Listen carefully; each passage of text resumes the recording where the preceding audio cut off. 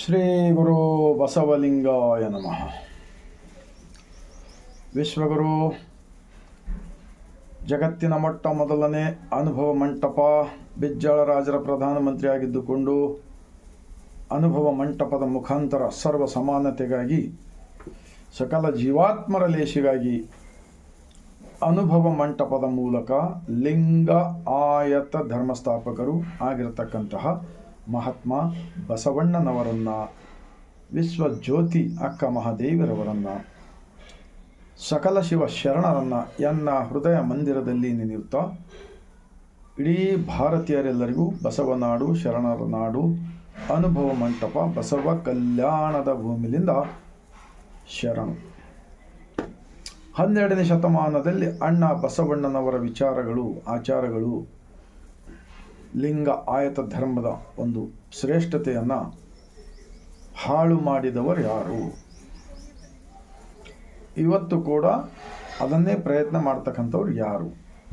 ಮತ್ತು ಅವತ್ತು ಬಸವಣ್ಣನವರ ಕಾಲದಲ್ಲಿ ಅಣ್ಣ ಬಸವಣ್ಣನವರನ್ನು 770 ಜನ ಅಮರಗಣಗಳು, ಲಕ್ಷದ ಮೇಲೆ 96,000 ಉತ್ಪಾದಕ ವರ್ಗದವರು, ದುಡಿಯುವ ವರ್ಗದವರು ಎಲ್ಲರೂ ಬಸವಣ್ಣನವರನ್ನು ಧರ್ಮಗುರು ಎಂದು ಕೊಂಡಾಡಿದ್ದಾರೆ. ಆದರೆ ಬಸವಣ್ಣನವರು ನನಗಿಂತ ಕಿರಿಯರಿಲ್ಲ, ಶಿವಭಕ್ತರಿಗಿಂತ ಹಿರಿಯರಿಲ್ಲ ಎಂದು ವಿನಯದಿಂದ ಹೇಳಿದ್ದಾರೆ. ಈಗ ಒಂದು ಮಡಿವಾಳ ಮಾಚಿತಂದಿರವರ ವಚನ. ಎತ್ತೆತ್ತ ನೋಡಿದರತ್ತ ಬಸವನೆಂಬ ಬಳ್ಳಿ, ಎತ್ತಿ ನೋಡಿದರೆ ಲಿಂಗವೆಂಬ ಗೊಂಚಲು, ಒತ್ತಿ ಹಿಂಡಿದರೆ ಭಕ್ತಿ ಎಂಬ ರಸ ನೋಡಿದ. ಆಯತ ಸ್ವಾಯತ ಸನ್ನಿಹಿತ ಬಸವಣ್ಣನಿಂದ, ಗುರು ಲಿಂಗ ಜಂಗಮ ಬಸವಣ್ಣನಿಂದ, ಪಾದೋದಕ ಪ್ರಸಾದವೆಲ್ಲವೂ ಬಸವಣ್ಣನಿಂದ. ಅತ್ತ ಬಲ್ಲಡೆ ನೀವು ಹೇಳಿರ್ಯೋ, ಇತ್ತ ಬಲ್ಲಡೆ ನೀವು ಕೇಳಿರ್ಯೋ, ಬಸವ ಎಂದು ಮಜ್ಜನಕ್ಕೆ ಎರಿಯದವನ ಭಕ್ತಿ ಶೂನ್ಯ ಕಾಣ ಕಲಿದೇವರ ದೇವ. ಸಾಕ್ಷಿ. ಇದೊಂದು ಮಡಿವಾಳ ವೀರ ಗಣಾಚಾರಿ ಮಡಿವಾಳ ಮಾಚಿತಂದಿರವರು ಬಸವಣ್ಣನವರ ಬಗ್ಗೆ ಕೊಂಡಾಡಿದ ಈ ವಚನ. ಇನ್ನೊಂದು ಅಲ್ಲಮ ಪ್ರಭುರವರ ವಚನ. ಶಿವಗುರು ಎಂದು ಬಲ್ಲಾತನೇ ಗುರು, ಶಿವಲಿಂಗವೆಂದು ಬಲ್ಲಾತನೇ ಗುರು, ಶಿವಜಂಗಮವೆಂದು ಬಲ್ಲಾತನೇ ಗುರು, ಶಿವಪ್ರಸಾದವೆಂದು ಬಲ್ಲಾತನೇ ಗುರು, ಶಿವ ಆಚಾರವೆಂದು ಬಲ್ಲಾತನೇ ಗುರು. ಇಂತಿಹಿ ಪಂಚವಿಧವೇ ಪಂಚಬ್ರಹ್ಮವೆಂದು ಅರುಹಿದ ಮಹಾಮಹಿಮ ಸಂಗನ ಬಸವಣ್ಣನವರು ಎನಗೆಯೂ ಗುರು, ನಿಮಗೆಯೂ ಗುರು, जगवेल्लक्कू गुरु काना गुहेश्वर. इस वचन का अंदर क्या है? इडीी दुनिया के अंदर जो सृष्टि का मालिक सबको लेकर चल रहा है, पालने वाला, उनको भी बसवण्णा जी गुरु बोले, अल्लम प्रभु जी. क्योंकि उससे पहले कौन मालूम करे ये ब्रह्मांड का सृष्टिकर्ता के? कोई मालूम नहीं करा है. हजारों नमूने का पूजा पाठ करने लगा के गुलामगिरी में रखा गया था ना. ಇನ್ನೊಂದು ಅಕ್ಕ ಮಹಾದೇವಿರವರ ವಚನ. ದೇವಲೋಕದವರಿಗೂ ಬಸವಣ್ಣನೇ ದೇವರು, ಮರ್ತ್ಯಲೋಕದವರಿಗೂ ಬಸವಣ್ಣನೇ ದೇವರು, ನಾಗಲೋಕದವರಿಗೂ ಬಸವಣ್ಣನೇ ದೇವರು, ಮೇರುಗಿರಿ ಮಂದರಗಿರಿ ಮೊದಲಾದವುಗಳೆಲ್ಲವಕ್ಕೂ ಬಸವಣ್ಣನೇ ದೇವರು. ಚನ್ನಮಲ್ಲಿಕಾರ್ಜುನ ದೇವ ಎನಗೂ ನಿಮಗೂ ಎಮ್ಮ ಶರಣರಿಗೂ बसवಣ್ಣನೇ देवरू. अक्का महादेवी भी कहते हैं इस ब्रह्मांड के अंदर आजकल जो चल रहा ना, बहुत नमूने के भगवान के नाम के ऊपर, ये सारे लोगों को सिर्फ बसवण्णा ही, जो पहाड़ों में जंगलों में जाकर जोरू बच्चों को छोड़कर बगैर मेहनत से आंग तमे विभूति लगा लेके 10-20 रुद्राक्ष डाल लेकर बाला लंबे लंबे छोड़ के जो बैठ रहा ना, हाँ हम भगवान को जाने बोल के, उनको भी बसवण्णा ही भगवान गुरु होगा, बसवण्णा ही गुरु बोलकर अक्का महादेवी लिखा है. बहुत बड़ा ज्ञानी अक्का महादेवी. ಇನ್ನೊಂದು ಸ್ವರ್ಣಲಾಪುರ ಸಿದ್ದರಾಮೇಶ್ವರರವರ ವಚನ. ಗುರು ಬಸವಣ್ಣನವರ ಮೂರ್ತಿಯೇ ಧ್ಯಾನಕ್ಕೆ ಮೂಲ. ಗುರು ಬಸವಣ್ಣನವರ ಕೀರ್ತಿಯೇ ಜ್ಞಾನಕ್ಕೆ ಮೂಲ. ಬಸವ ಎಂಬುವುದೇ ಭಕ್ತಿ ಕಾಣ, कपिल सिद्ध मल्लिकार्जुन।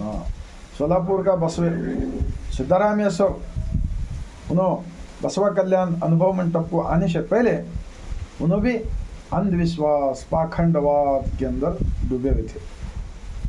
अच्छे आदमी थे, दासों का करना, बौड़ियाँ खोदना, लोगों को पानी पिलाना, ऐसे मठ बांधना, वो या ऐसे इसमें थे। लेकिन जो सृष्टि का मालिक को नहीं पहचाना।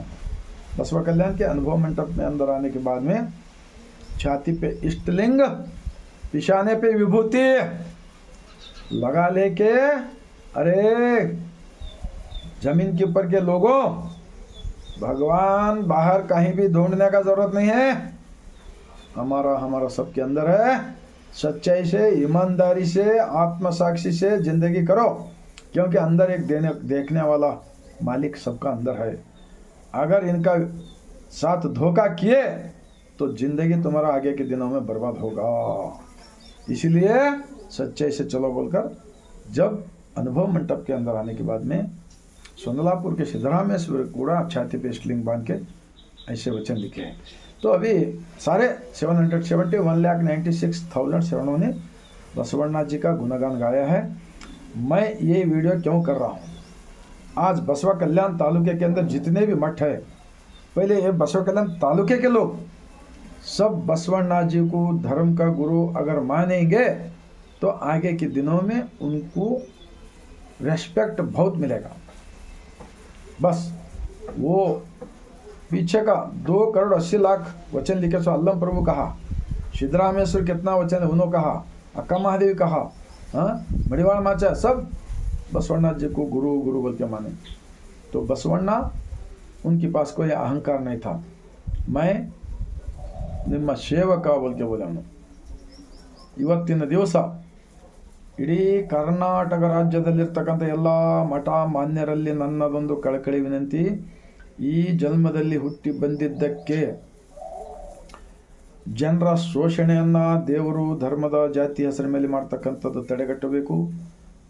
ಮತ್ತು ನಿಮ್ಮ ಮಠಗಳೆಲ್ಲವೂ ಕೂಡ ಬಸವ ಮಂಟಪಗಳಾಗಬೇಕು. ಮತ್ತು ನೀವೆಲ್ಲರೂ ಕೂಡ ಏಕ ದೇವ ಉಪಾಸಕರಾಗಬೇಕು. ನೀವೆಲ್ಲರೂ ಜನರಿಗೆ ಅದನ್ನೇ ಹೇಳಬೇಕು. ಇಷ್ಟು ಕೆಲಸ ನೀವು ಮಾಡಿದರೆ ಕೆಲವೇ ವರ್ಷಗಳಲ್ಲಿ ಯುವಕರು ದಾರಿ ತಪ್ಪಿ ಹೋಗ್ತಕ್ಕಂಥದ್ದು, ಹೆಣ್ಮಕ್ಕಳ ಮೇಲೆ ಕೆಟ್ಟ ಒಂದು ಇದು ಆಗ್ತಕ್ಕಂಥವು, ಅಣ್ಣ ತಮ್ಮಂದಿರ ಜಗಳಗಳು, ಎಷ್ಟೋ ಜನ ತಂದೆ ತಾಯರನ್ನು ಮನೆಗಿಂದ ಹೊರಗೆ ಹಾಕ್ತಾ ಇದ್ದಾರೆ.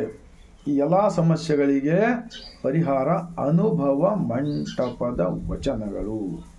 ಆ ಕಾರಣಕ್ಕಾಗಿಯೇ ನಾವೆಲ್ಲರೂ ಅನುಭವ ಮಂಟಪಗಳೇ ಬೇಕು, ಹೊರತಾಗಿ ನಮಗೆ ಯಾವ ಕ್ಷೇತ್ರ ತೀರ್ಥಕ್ಷೇತ್ರ ಆ ಕ್ಷೇತ್ರ ಈ ಕ್ಷೇತ್ರ ಏನಿಲ್ಲ. ಅದೆಲ್ಲ ದುಡ್ಡಿದ್ದವರು ಹೋಗ್ತಾರೆ, ಹೋಗ್ಲಿ ಬೇಡ ಅಂತ ಹೇಳೋದ್ರಲ್ಲಿ ನಾವೇನಿಲ್ಲ. ಆದರೆ ಸತ್ಯ ಯಾವುದಿದೆ ಅದನ್ನು ಶರಣರು ಹೇಳಿದ್ದಾರೆ, ಜೀವನದಲ್ಲಿ ಅಳವಡಿಸಿಕೊಂಡು ಅದನ್ನೇ ನನಗೆ ಪರಿಣಾಮ ಆದ ಕಾರಣ ನಾನು ಕೂಡ ನೀವೆಲ್ಲರೂ ಕೂಡ ಈ ರೀತಿ ನಿಮ್ಮ ಕುಟುಂಬಗಳನ್ನೆಲ್ಲ ಒಂದು ಒಳ್ಳೆಯ ಕುಟುಂಬಗಳನ್ನಾಗಿ ಮಾಡಿಕೊಳ್ಳಲು ಬರುತ್ತದೆ ಎನ್ನುವ ಒಂದೇ ಒಂದು ಉದ್ದೇಶಕ್ಕಾಗಿ ಕಳೆದ 26 ವರ್ಷಗಳಿಂದ ನಾವು ಈ ಪ್ರಚಾರ ಮಾಡ್ತಾ ಇದ್ದೀವಿ. ನಮಗೆ ಯಾರು ಕೂಡ ಯಾರು ಮಠ ಕೊಟ್ಟಿಲ್ಲ, ಯಾರು ಕಾರ್ ಕೊಟ್ಟಿಲ್ಲ, ಯಾರು ಬಂಗ್ಲಾ ಕೊಟ್ಟಿಲ್ಲ, ಯಾರ ಹತ್ತಿರ ನಾವು ದುಡ್ಡು ಪಡೆದಿಲ್ಲ. ಇಂತಹ ಸತ್ಯವನ್ನು ಸರಳ ಜೀವನಕ್ಕಾಗಿ ನಾವು ಸ್ವತಃ ಈ ಥರ ಹೇಳ್ತಾ ಇದ್ದೀನಿ. ಇದನ್ನು ನನ್ನದಲ್ಲ, ನಮ್ಮ ಶರಣರ ವಿಚಾರಗಳೆಂದು ಹೇಳುತ್ತಾ ತಮ್ಮೆಲ್ಲರಿಗೆ ಮನಕ್ಕೆ ತಟ್ಟಿದೆ. ಆದರೆ 145 ಕೋಟಿ ಜನಸಂಖ್ಯೆಯುಳ್ಳ ಭಾರತೀಯರಿಗೆ ದೆಹಲಿಯಲ್ಲಿರ್ತಕ್ಕಂಥ ಎಲ್ಲ ರಾಜಕಾರಣಿಗಳು, ಗಲ್ಲಿವರೆಗೆ ಇರ್ತಕ್ಕಂಥ ಎಲ್ಲ ರಾಜಕಾರಣಿಗಳು ಈ ಧರ್ಮದ ಬೋಧನೆ ಮಾಡ್ತಕ್ಕಂಥವ್ರು ಎಲ್ಲರಲ್ಲಿ ನನ್ನ ಒಂದು ಕಳಕಳಿ ವಿನಂತಿ, ನನ್ನ ದೇಶದಲ್ಲಿರ್ತಕ್ಕಂಥ ಅಜ್ಞಾನ, ಅಂಧಕಾರ, ಬಡತನ, ನಿರುದ್ಯೋಗ, ಈ ಜಾತೀಯತೆ ಭೇದ ಎಲ್ಲ ಹೋಗಲಿ ಅನ್ನುವ ಕಾರಣಕ್ಕಾಗಿ ಈ ವಚನಗಳ ವಿಡಿಯೋ ಮಾಡ್ತಾ ಇರ್ತೀನಿ. ನಮ್ಮೆಲ್ಲರಲ್ಲಿ ನೀವು ಕೂಡ ನಿಮ್ಮ ಸಂಬಂಧಿಕರಿಗೆ ಎಲ್ಲರಿಗಿಂತ ವಿಚಾರಗಳನ್ನು ಕಳಿಸುವಿರೆಂದು ವಿನಂತಿಸಿಕೊಳ್ತಾ ಮತ್ತೊಮ್ಮೆ ಬಸವನಾಡಿದ ಸರ್ವರಿಗೂ ಶರಣು.